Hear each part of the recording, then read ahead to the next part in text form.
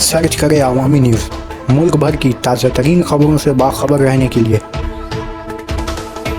Subscribe करें हमारे channel को और बेल आइकन ज़रूर दबाएं।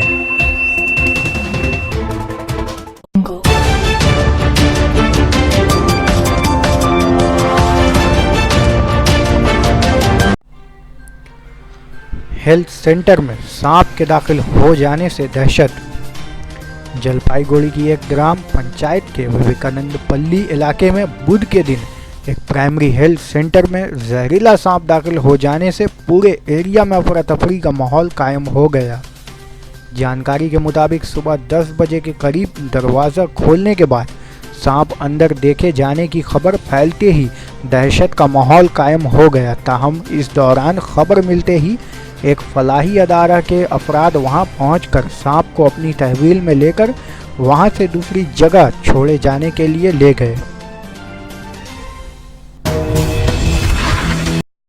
কাবেরী বোস বিবেকানন্দ পল্লী সাব সেন্টারের আমি ফার্স্ট এনএম। কি ঘটেছিল আজকে সকালবেলা যখন মানে আমাদের সাব সেন্টারের দরজার তালা খোলা হয় তখন দেখা যায় বেঞ্চের মধ্যে একটা সাপ পেঁচিয়ে আছে। তারপরে দরজা খোলার পর আস্তে আস্তে আমাদের পাশে যে স্টোর রুমটা আছে ওখানটা ঢুকে যায়। তখন তো সকলে মানে সবাই ভয় চোটে আমরা বাইরে বেরিয়ে যাই। তারপর আমরা স্পোরে খবর দিই। স্পোর থেকে এসে সাপটাকে মানে বার করে ওরা ধরে নিয়ে যায়। কি সাপ ছিল? ওরা তো বললো ভীষণ বিষাক্ত গোখরো সাপ। কতটা আতঙ্কিত হয়েছিলেন আপনারা? আমরা অসম্ভব আতঙ্কিত এবং মানে গোখরো সাপ নিয়ে প্রত্যেকেরই একটা তো আতঙ্ক থাকবেই। আর এই আমাদেরকে মানে ম্যাক্সিমাম দিনই এরকম পরিস্থিতিতে কাজ করতে হয়।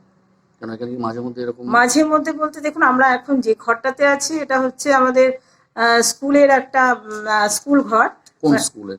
প্রাইমারি স্কুল এখানে যে আছে সেই স্কুলের অব্যবহৃত ঘর আমাদেরকে দিয়েছে সাব সেন্টার করতে।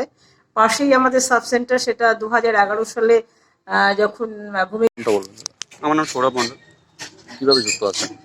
আমরা একটি অর্গানাইজেশনের যুক্ত, স্পোর নাম। তো এখান থেকে সকালে কলটা আসে যে একটা গোখরো সাপ দেখা গিয়েছে এই গৌরবন্দ স্কুলের আশেপাশে।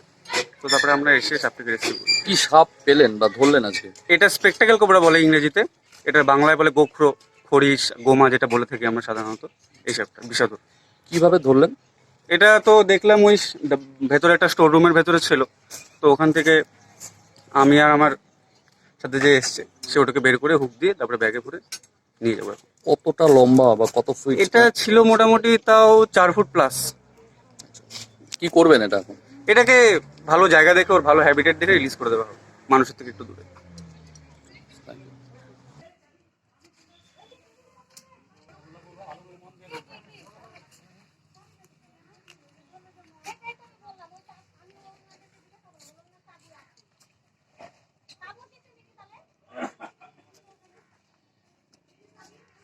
তোমরা